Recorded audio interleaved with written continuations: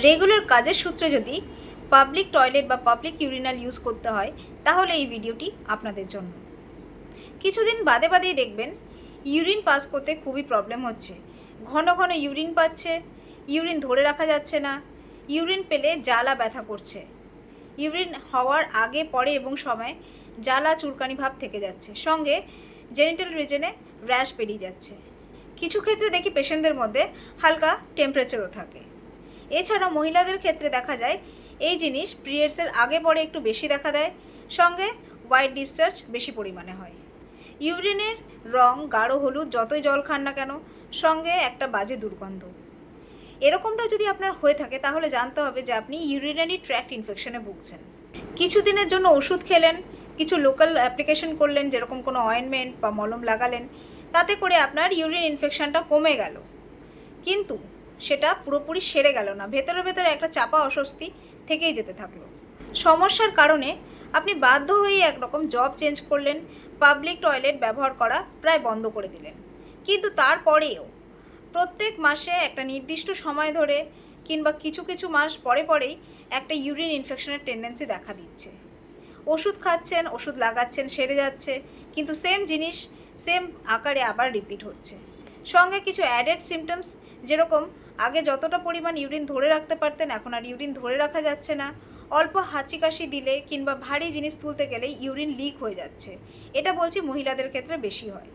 তাছাড়াও ইউরিনে কনস্ট্যান্টলি একটা দুর্গন্ধ থেকে যাচ্ছে, ফেনা ফেনা আসছে, কনস্ট্যান্টলি লো ব্যাক পেন, মানে কোমরের মাঝখানটা এবং শিরদাঁড়ার দু সাইডে একটা চাপা ধরে থাকা ব্যথা। ইউরিন বেশিক্ষণ ধরে রাখতে পারেন না, ধরে রাখার চেষ্টা করলে তল পেটে প্রচণ্ডভাবে যন্ত্রণা শুরু হয়ে যায়।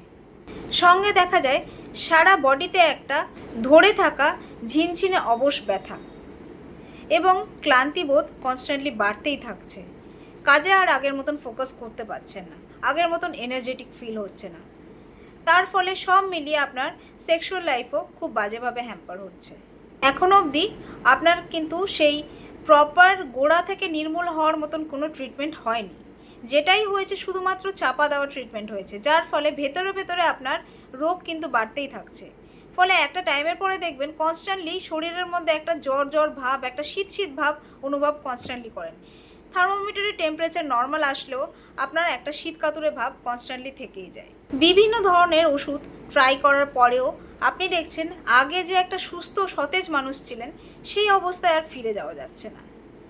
আপনি চাইছেন মেডিসিন থেকে পুরোপুরিভাবে বের হতে, চাইছেন পুরোপুরিভাবে যাতে আপনার রোগটা নির্মূল হয়ে যায়, কিন্তু যতই আপনি চাইছেন ততই আরও সিমটমস অ্যাড হচ্ছে। বিভিন্ন ধরনের ওষুধ খাওয়ার ফলে আপনার এখন ডাইজেস্টিভ সিস্টেমও উইক হয়ে যাচ্ছে। আগে যেটা বছরে হয়তো দু একবার ডাইজেশনের প্রবলেম হতো, সেটা এখন একটা রেগুলার বেসিসে অ্যাসিডিটির বা গ্যাসের ওষুধ নিতে হচ্ছে, সঙ্গে পটি ডিস্টারবেন্স, এছাড়াও আরও বিভিন্ন ধরনের কমপ্লিকেশনসে আপনি ভুগছেন। তো উপায় কী? উপায় অবশ্যই আছে। প্রপার হোমিওপ্যাথিক ক্লাসিক্যাল ট্রিটমেন্ট দ্বারা এই যে সব সিমটমগুলি বললাম প্লাস যা সাইড এফেক্ট বললাম সবগুলোই কিন্তু গোড়া থেকে নির্মূল করা সম্ভব। অ্যাজ আ হোমিওপ্যাথিক ফিজিশিয়ান আমি আমার ক্লিনিকে কিন্তু এই ধরনের কেস প্রচুর দেখি। যেই সিমটমগুলি আজকে আপনাদের সঙ্গে শেয়ার করলাম আপনাদের সচেতনতার উদ্দেশ্যে, আমার ম্যাক্সিমাম পেশেন্টসই এখন পুরোপুরি রোগমুক্ত এবং মেডিকেশন ফ্রি একটা হ্যাপি হেলদি লাইফ লিড করছেন। সিমটমস কমানো বা সিমটমস চাপা দেওয়াটা কোনো সলিউশন না, রোগ গোড়া থেকে নির্মূল করাটাই আসল সলিউশন। সুস্থ হতে চাইলে আজই স্টেপ নিন, অবশ্যই কোনো ভালো ক্লাসিক্যাল হোমিওপ্যাথিক প্র্যাকটিশনের কাছে দেখান।